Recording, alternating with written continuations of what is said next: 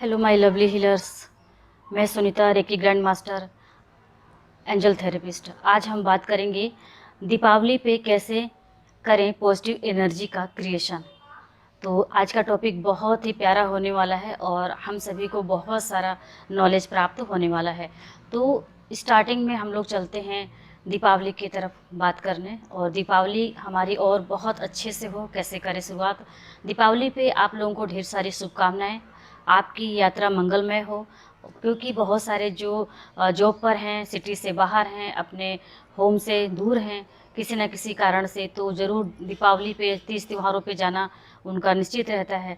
तो उनके लिए मैं कहना चाहती हूँ कि जब भी आप घर से बाहर निकलें तो अपने घर का, अपने सामान का, जैसे आपकी स्कूटी है, कार है, बाइक है, तो इनका आप सील्ड बना करके निकलिए। और आप देखेंगे कि जब आप वापस आते हैं तो कहीं कुछ ऐसा हो जाएगा कि किसी रूम में ताला नहीं लगा है, या आपकी घर की रखवाली के लिए कोई नहीं है वहाँ पे, तो आपका घर सुरक्षित हो पाए, इसके लिए आप एंजल से रिक्वेस्ट लगा के जाइए। जितने दिन भी जाना है, अगर आप एंजल थेरेपिस्ट हैं तो एंजल से रिक्वेस्ट लगा के जाइए, और जो रेकी हीलर हैं वो रेकी से सील्ड बना करके जाएं। आपका घर और आपका सामान सब कुछ सुरक्षित रहेगा और आपकी जर्नी भी बहुत मंगलमय होगी। तो स्टार्टिंग कैसे करना है दीपावली के पूजन के दिन? आपको टोटल 15 दीपक तो जरूर जलाने। आप इससे ज़्यादा भी जला सकते हैं, आप अपने घर के एरिया के हिसाब से कितना आपको कहाँ कहाँ दीपक रखना है। जो मुख्य दीपक होता है 15 दीपक आपको जरूर जलाने हैं। 7 तो आपको अपने इष्ट देवी देवताओं के नाम का, और 7 उन देवी देवताओं के लिए, जैसे कि भगवान विष्णु, माता लक्ष्मी और गणेश जी, इस तरह करके देवी देवताओं के नाम का आपको 7 दीपक जलाना है। और एक दीपक जलाना है आपको अपने गुरु के नाम का, गुरु तत्व का। ठीक है, 5 तत्व होते हैं। 5 तत्व के बारे में बहुत लोग जानते हैं, यूँ कहें कि लगभग सभी जानते हैं, लेकिन जो छठा तत्व होता है वो होता है गुरु तत्व।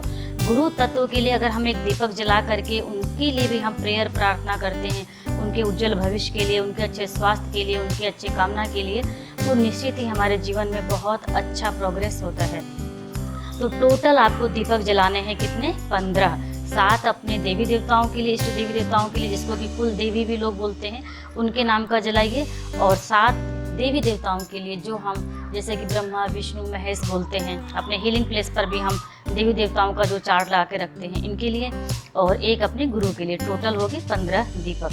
तो आपको जलाने हैं दीपावली पे 15 दीपक।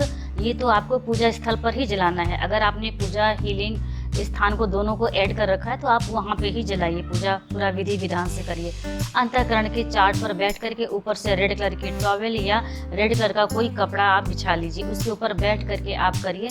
तो आपके अंदर भी पॉजिटिव एनर्जी क्रिएट होगी। जो आपके घर में किसी ने तंत्र मंत्र कर रखा है और वशीकरण के लिए कुछ भी, जैसे नेगेटिव एनर्जी ज़्यादा आ रही है, तो आप कोशिश करें कि अपने हीलिंग पर, जिस पर बैठे हैं अंतःकरण का चार्ट, ये तंत्र मंत्र की क्रियाओं से जो लोग करते हैं तो इससे हमारी बहुत सुरक्षा करती हैं। और इससे क्या हुआ कि आप भी सुरक्षित रहेंगे, और जो आपके लिए कर रहा है उसके पास भी आपके द्वारा नेगेटिव एनर्जी वापस नहीं जाएगी। वो अगर वो भेज रहा है तो वहीं पे नष्ट हो जाएगी।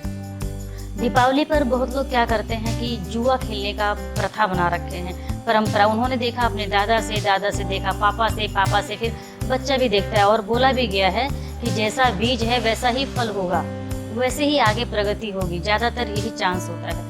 और मैंने ऐसे देखे भी हैं कि बहुत लोग क्या करते हैं कि उनके दादा ने भी खेला तो पापा ने भी खेला, तो बच्चे भी सोचते हैं कि ये खेलना अच्छा होता है, दीपावली पे जुआ खेला जाता है, ये कभी भी ना खेलें। फिर आप लोग ये भी बोलेंगे कि ये खुशी का माहौल होता है और हम फ्रेंड्स के साथ में बैठ करके खेल सकते हैं। रात भर लोग खेलते हैं और उसमें इतना पैसा इन्वेस्ट करते हैं। तो देखिए, इसमें खुशी नहीं होगा।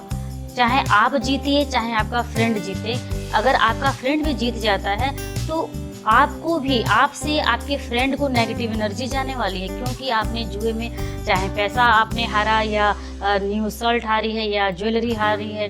बहुत लोग रिंग का अपना लगाते हैं, गले में जो चैन पहने हैं गोल्ड की या जैसे भी, तो उसका हार जीत लगाते हैं। इससे क्या होना कि दोनों में से अगर एक पक्ष भी जीतता है तो वो तो खुश होगा, भले 2-4 घंटे के लिए खुश हो सकता है, लेकिन आपके पास से उसके पास नेगेटिव एनर्जी ट्रांसफ़र हो गई। आप चाहिए चाहे ना चाहिए, चाहे आपने गैस पर उंगली रखी है, आप चाहें चाहे ना चाहें आपकी उंगली जलनी ही है, क्योंकि आग की प्रक्रिया ही यही है, उसका यही नियम है कि जो उसमें हाथ डालेगा उसकी उंगली जलेगी। पानी का यही नियम है, आपने हाथ डाला, तन पे डाला तो आपका शरीर भीगना ही है।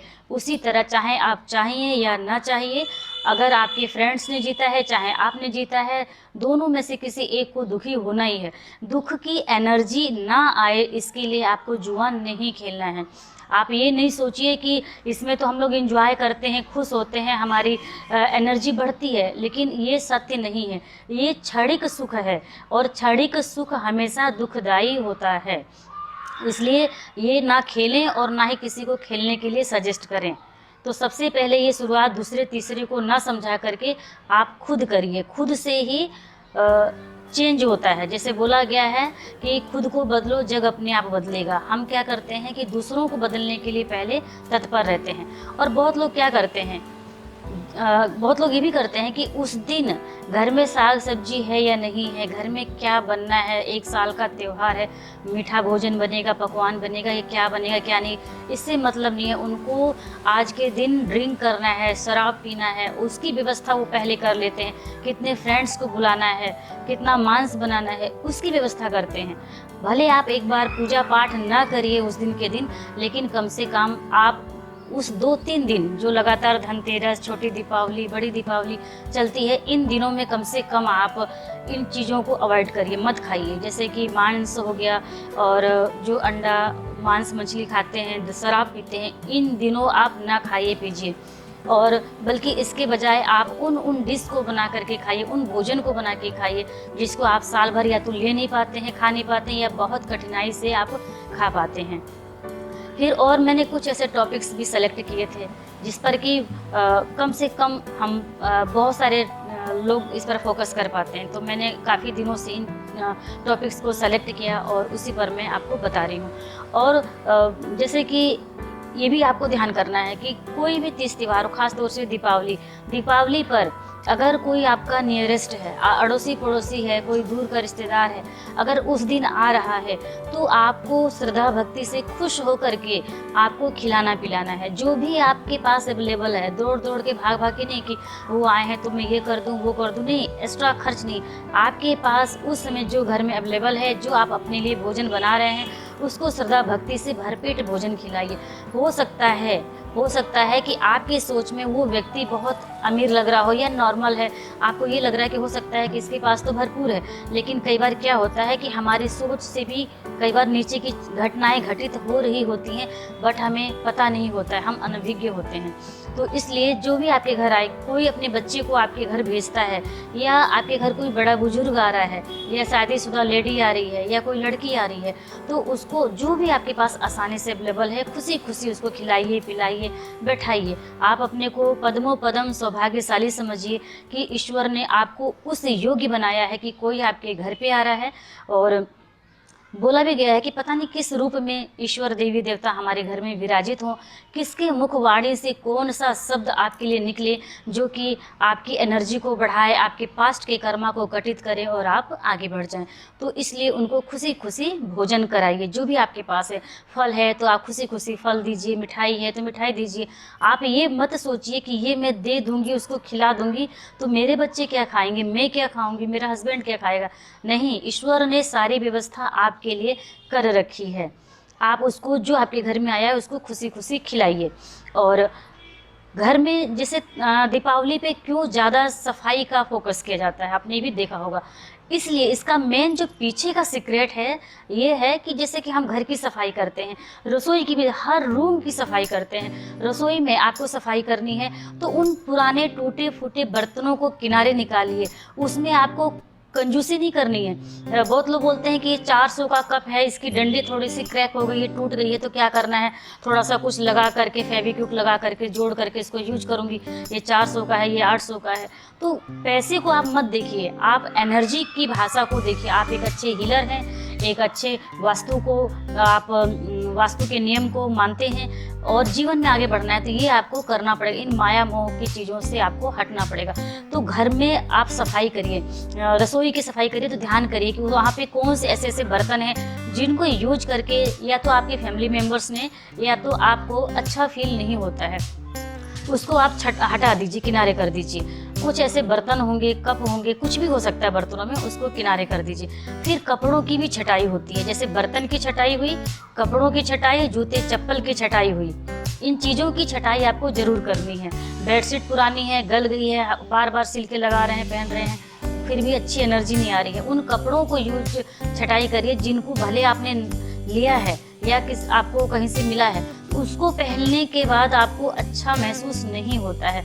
लगता है कि जो पहन करके एक अच्छी एनर्जी अंदर से आने चाहिए। कई बार हम ऐसी ड्रेस पहनते हैं कि सबसे पहले तो मुझे बहुत खुशी होती है कि अरे वाह, मैंने ऐसी ड्रेस पहन रखी है। तो ऐसे कपड़ों को आप रखिए, लेकिन उन कपड़ों पर मोह ना करिए जो कि आप पैसे से कंपेयर करने लग जाते हैं कि ये तो मैंने इतने 100 का या इतने 1000 का ये वाली ड्रेस ली थी, अच्छा फील नहीं हो रहा है, तो उसको भी किनारे करिए। बर्तनों की छटाई हो गई, कपड़ों की हो गई, अब जूते चप्पल पर भी आइए। कुछ जूते चप्पल ऐसे होते हैं जो हम वर्षों बरस घसीटते रहते हैं, बहुत सारे हैं, यूज नहीं हो पाते हैं, धूल मट्टी लगी हुई है, तो उसको अगर ठीक ठाक है तो उसको पॉलिश लगा करके, ब्रश लगा करके उसको क्लीन करके किसी डिब्बे में रखिए। और जो यूज करने वाली नहीं है उसको आप रख दीजिए किनारे। अब आपकी 3 तरह की चीज़ें किनारे हो गई। अब आइए आप पूजा स्थल पे। जिस तरह हमने पूरे घर की सफाई की, उसी तरह आपको अब पूजा स्थल और हीलिंग प्लेस की भी आपको छटाई सफाई करनी है। क्योंकि बहुत सारी मूर्तियां या पूजा का सामान ऐसा होता है जो चटका होता है, दरारें पड़ी होती है, लेकिन फिर भी रख के पूजा पाठ करते हैं। तो ये आपको नहीं करना है, उन चीज़ों को भी हटा देना है। उन सब चीज़ों को अभी आपने इकट्ठा कर लिया, चारों तरह से आपने, चारों घर के चारों कोनों से, हर रूम से आपने छटाई सफाई कर ली। कुछ ऐसे कपड़े हो जाते हैं जो बच्चों के छोटे हो गए, घिस गए, लेकिन हम फिर भी रखे पड़े हैं, बेड में जमा किए पड़े हैं। कुछ ऐसी घर में मशीनें होती हैं जैसे कि वॉशिंग मशीन हो गया, मिक्सर हो गया, बहुत सारी ऐसी मशीनें घर में होती हैं जो यूज होती ही नहीं है। या तो आप उसको यूज करना शुरू करिए, रिपेयर करवा करके, अगर ख़राब पड़ी है तो। अगर यूज नहीं हो रही है, या तो आप ज़रूरतमंद को दे दीजिए, या तो उसको आप बेच सकते हैं, जैसे कि एक्सचेंज कर सकते हैं। तो उन चीज़ों को आप अपने घर में रखिए जिसका कम से कम 1 साल में 6 महीने में तो यूज हो ही। आप वर्षों बरस यूज नहीं करते, इस तरह की चीज़ें ना करिए। ये सब आपको आगे बढ़ने से रोकती हैं, ब्लॉकेज क्रिएट करती हैं। और जो भी आपने छटाई कर ली है, अब उसमें से भी आपको छटाई करनी है। जो वस्तु से लग रहा है कि दूसरे को देने के बाद भी वो यूज नहीं कर सकता है, तो उस वस्तु को दूसरे को नहीं देना है, जिससे कि उससे भी नेगेटिव एनर्जी आए। वो बोलेगा कि ये बिल्कुल भी काम की नहीं है, ये बात उनको पता थी लेकिन फिर भी इन्होंने दे दिया। तो ऐसी वस्तुओं को भी आप बिल्कुल हटा करके कबाड़ में डाल दीजिए, किनारे आप कहीं भी हटा दीजिए उसको। और जो वस्तु लगता है कि आप कुछ दिन और यूज कर सकते थे, तो उसको एक बार और साफ़ सुथरा करके, कपड़े जो हैं उसको धुल करके आराम से साफ़ सुथरा, कपड़े कभी भी अपने बॉडी का, चाहे फैमिली मेम्बर्स की बॉडी का कपड़ा दान करें और उसको छटाई में हटाएं, तो धुलने के बाद ही किसी को दान करना चाहिए। ठीक है, धुल करके आराम से फोल्ड करके आप उसको दे दीजिए ज़रूरतमंद को। हो सकता है जो आपके घर में काम करने वाली जो आती हैं सेवा देने के लिए, एंजल्स मेट, आप उनको दे सकते हैं, या आपके अड़ोस पड़ोस में या घर से कुछ दूरी पर जा कर के सर्च कर सकते हैं, उनको आप दे दीजिए। उससे क्या होगा कि उनका भी त्यौहार अच्छे से मना लेंगे वो। तो ये सारी चीज़ें हैं, इन चीज़ों को हमें बिल्कुल करना है। फिर हम बात करेंगे कि दीपावली पे आपने देखा होगा कि अंधाधुंध लोग कंपटीशन, यहाँ पे मैंने देखा है, लखनऊ में भी देखा है मैंने अच्छे से, कि बहुत लोग क्या करते हैं बीच चौराहे में दीपावली के दिन और छोटी दीपावली के दिन, दोनों साइड से जो पैसे वाले होते हैं बोरे के हिसाब से पटाखे लेकर के आते हैं, फुलझड़ियाँ लाते हैं, बम लाते हैं, किलो के हिसाब से लाते हैं और बैठ जाते हैं चेयर लगा करके आमने सामने के, मैंने इतना जलाया, तो वो बोलते हैं कि मैंने इतना जलाया, मेरा ये वाला इतने 1000 का था, वो बोलता है कि मेरा इतने का। वो कंपटीशन में जलाते हैं पटाखे, और इतना जलाते हैं कि यहाँ तक कि दीपावली के 15-20 दिन बाद तक पटाखों की आवाज़ें आती रहती हैं और पूरा इतना धुंध फैल जाता है। दीपावली के दिन 2-3 दिन आगे पीछे तो आप देखेंगे माहौल की पूरा धुंध हो जाता है। तो ये सब नहीं करना, इससे पॉल्यूशन फैलता है, एक तो ये है। और जो बुजुर्ग लोग होते हैं जिनको अस्थमा की प्रॉब्लम है, खांसी की दिक्कतें हैं, जो बच्चा है, कम एज का है, जानवर है, ये उस दिन मैंने देखा, महसूस किया। जब एक बार दीपावली थी तो मैं स्पेशल वॉकिंग के लिए निकली नाइट में, कार से निकली। हालांकि उस दिन कार भी नहीं यूज करना चाहिए, लेकिन मैं देखना चाहती थी और दूर दूर जा करके कि उस दिन कैसा होता है, मतलब लोग कैसा फील करते हैं। तो उस भावना से मैं निकली कार से और मैंने देखा कि इतना पटाखे जला रहे हैं कि कुत्ते हैं, गाय हैं, जो नाइट में घूमते रहते हैं कुछ खाने पीने के लिए, वो डरे हुए हैं। सहमे में कुत्ता भाग के उधर जा रहा है, कभी उधर जा रहा है। उनके अंदर इतना डर आ गया है कि क्या हो रहा है। तो उतना भी ज़्यादा ना जलाएं अपने को ऊंचा दिखाने के लिए कंपटीशन में, कि दूसरे को दुख हो। छोटे छोटे बच्चे बहुत डरते हैं, नींद नहीं आती रात रात भर। तो इस तरह आपको नहीं करना है। खुशी का त्यौहार है तो खुशियों की तरह मनाएं, ना कि दुखदायी बना दें उसको। बहुत लोग ऐसे भी होते हैं हार्ट पेशेंट की, उनको उबन होती है, बार बार बहुत तेज तेज आवाज़ बजती है, तो उनके इस चक्रा पर, अनाहत चक्रा पर बहुत ज़्यादा प्रेशर पड़ता है, उनको डर की एनर्जी कंटिन्यू आती रहती है। तो 15-20 दिन पटाखे बजाने की ज़रूरत नहीं है। दीपावली के दिन छोटी दीपावली, बड़े दीपावली के दिन मनाइए, या आप ये सिलेक्ट कर लीजिए कि मुझे हर दिन 5-5 या 2-2 करके जलाने हैं। जैसे कि बहुत पहले हम लोग भी इसी तरह जलाते थे, जब हमें पता नहीं था इन चीज़ों का। तो 15-16 साल करीबन हो गया, हम लोग सभी फैमिली मेम्बर्स सिर्फ एक फुलझड़ी का डिब्बा लाते हैं, और जो पटाखे होते हैं ना, बम जो छोटे छोटे होते हैं, जिसको उठा के सिर्फ पटक दीजिए और फूटता है, तो मुश्किल से 10-12 फीट की दूरी तक ही आवाज़ आता है, उसको यूज करते हैं। वो भी खुशियों के नाम से कि हाँ दीपावली है तो बजाना है। और इस तरह आपको पटाखे जलाने, दुखदायी त्यौहार को त्यौहार की तरह मनाएं, खुशियों की तरह मनाएं, सदमे की तरह नहीं। ज़्यादा पटाखे जलाते हैं तो ये एक प्रकार का दूसरे को दुख की एनर्जी सेंड करना है, एक प्रकार से सदमा देना है। तो ये इस तरह हमें नहीं करना है। और जैसे कि आपने देखा होगा, आध्यात्मिक जो संस्थाएं हैं वहाँ पे शपथ दिलाई जाती है कि आप शपथ लीजिए कि दीपावली पे कम से ना के बराबर पटाखे जलाएंगे। ना के बराबर का मतलब यही होता है कि आपने त्यौहार के नाम पर 5 से 7 पटाखे जला लिए या एक फुलझड़ी ऐसे ही घुमा ली, ठीक है। तो आपको इस तरह दीपावली मनानी है। और बैठ करके उस दिन गुरु मंत्र का, जैसे कि मैं बार बार बोलती हूँ, गुरु मंत्र का बहुत बड़ा बेनिफिट है, बहुत ज़्यादा। मैंने इसका साक्षात फील किया है, महसूस किया है। और जिस किसी के हीलर्स के पास, जो हीलर्स नहीं भी हैं, वो भी गुरु मंत्र का जाप जरूर करें। अगर आपके फैमिली मेम्बर्स में, रिश्तेदारों में, रिलेटिव में, फ्रेंड सर्किल में कोई बंदा दुखी है, तो आपको ये प्रेयर करना है कि हे मेरे गुरु, मैं जो ये मंत्र का जाप करने जा रही हूँ, इस मंत्र का जाप उस पर्सन का नाम लेकर के आपको बोलना है कि इस मंत्र का जो फल है उस पर्सन को जाए, और हे ईश्वर, हे परमेश्वर, वो पूरी तरह से सुखी हो जाए। आपको ये बोलना है। अब पूजन पे आते हैं, थोड़ा सा पूजन पर भी मैं फोकस करूंगी, जो कि बहुत ज़रूरी है। हम लोग क्या बोलते हैं कि दीपावली दीपों का त्यौहार है, माता लक्ष्मी का त्यौहार है। लेकिन ये ध्यान रखना है कि जहाँ स्त्री को बुलाते हैं, अगर उसके पति को नहीं बुलाते हैं, तो वहाँ पे स्त्री का भी सम्मान नहीं होता है, उस स्त्री को भी खुशी नहीं होती है। माता लक्ष्मी क्या है? एक स्त्री हैं, और उनके पति विष्णु जी हैं। तो आप लक्ष्मी माता की पूजा करते हैं तो विष्णु जी की भी पूजा करनी पड़ेगी। और विष्णु जी के साथ स्टार्टिंग हम गणेश जी की पूजा से करते हैं। जैसे कि आपने देखा है, हर पूजा में गणेश जी की पूजा हम जरूर करते हैं। तो गणेश जी की पूजा करने के बाद आप माता लक्ष्मी और भगवान विष्णु, इन दोनों को, गणेश जी की पूजा कर लीजिए, फिर माता लक्ष्मी और भगवान विष्णु जी की पूजा आप एक साथ करिए। और उसके बाद में आपको ये पता होगा कि माता लक्ष्मी के साथ एक होती है दरिद्रता देवी। आज का वीडियो बहुत लंबा होगा, लेकिन आपको धैर्य बनाए रखना है। हर बार हम शॉर्टकट नहीं भाग सकते हैं, और कई बार आपने देखा होगा कि हमें लाइव दूर की जर्नी करनी होती है तो हम शॉर्टकट रास्ते को पकड़ते हैं जल्दी जाने के लिए, ठीक है। और जल्दी कुछ नहीं होता है, प्रोसेस वही लेता है। जहाँ जल्दी ज़्यादा करेंगे, आपको रुक करके फिर उससे भी ज़्यादा टाइम लगाना पड़ेगा। इसलिए इस वीडियो को आपको देर तक और पूरा देखना पड़ेगा। भले आप रोक करके 2-3 बार देखिए, ठीक है, लेकिन भगा के वीडियो को मत देखिएगा। आप अधूरी जानकारी हमेशा खतरनाक होती है। अच्छा फल पाना है, टाइम तो देना पड़ेगा ना, क्योंकि हर चीज़ की कीमत होती है। अब हम चलते हैं माता लक्ष्मी जी के साथ। जब हम माता लक्ष्मी की पूजा करते हैं तो उसी साथ माता दरिद्रता देवी की भी पूजा होती है। अब आप तो सोचे होंगे कि अभी तक तो हमने माता लक्ष्मी को जाना है, ये दरिद्रता देवी कहाँ से प्रकट हो गई? दरिद्रता देवी भी लक्ष्मी ही है।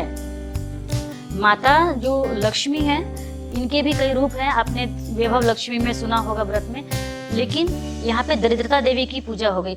जब हम माता लक्ष्मी की पूजा कर लिए, दरिद्रता देवी की, भगवान विष्णु की और गणेश जी की पूजा कर लिए, तो आपने देखा होगा गाँव में कि मॉर्निंग में बहुत लोग क्या करते हैं ना, सूप बजा करके, जैसे रात में लक्ष्मी माता की पूजा हो गई तो मॉर्निंग में, भोर में, ब्रह्म मुहूर्त में क्या करते हैं कि सूप को किसी चीज से बजा करके बोलते हैं कि ईश्वर रहो और दरिद्रता बाहर जाओ, ईश्वर बसो का मतलब होता है कि रहो, निवास करो, हे माता लक्ष्मी आप निवास करो और हे दरिद्रता देवी आप जाओ, यहाँ से जाओ, आपका मैंने सम्मान कर लिया, आप आई थी रात्रि में, मैंने आपका पूजा पाठ सब विधिवत कर लिया है, जैसे मैंने माता लक्ष्मी का पूजा किया आपका भी किया, लेकिन माता लक्ष्मी आप यहाँ रुकिए, निवास करिए, सदा सदा वास करिए, लेकिन हे दरिद्रता देवी आप जाइए।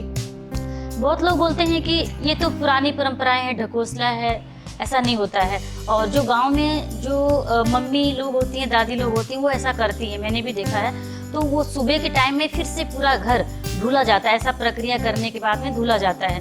तो ये अच्छा है, क्योंकि माता जो दरिद्रता देवी है उनको हमने सम्मान पूर्वक भेज दिया अपने घर से, और हमने माता लक्ष्मी को अपने घर रुकने के लिए बोल दिया। तो क्या हुआ कि हमको माता लक्ष्मी की जरूरत है सदैव, और माता लक्ष्मी की जरूरत हर किसी को होती है, दरिद्रता देवी की जरूरत किसी को नहीं होती है। लेकिन फिर भी दरिद्रता देवी कहाँ वास करती हैं ये ध्यान रखना है। आपने देखा होगा आपके आसपास में, आपके अड़ोस पड़ोस में या गांव में या शहर में, कि कहने के लिए प्रॉपर्टी जोड़ने के लिए तो करोड़ों की प्रॉपर्टी है, लाखों की है, लेकिन उनके घर में आए दिन झगड़ा, लड़ाई, क्लेश हो रहा है। एक दूसरे का, अगर किसी ने घर में ही अगर किसी ने अच्छी ड्रेस पहन ली है तो मुंह फुला रहे हैं, नाराज हो रहे हैं, किसी ने अच्छी ज्वेलरी पहन ली है तो नाराज हो रहे हैं, दुखी हो रहे हैं कि उसके पास ऐसा हो गया। सगे भाई कहने के लिए हैं, देवरानी जेठानी कहने के लिए हैं, लेकिन एक दूसरे का मर्डर कर दें, इस तरह की सिचुएशन क्रिएट हो जाती है।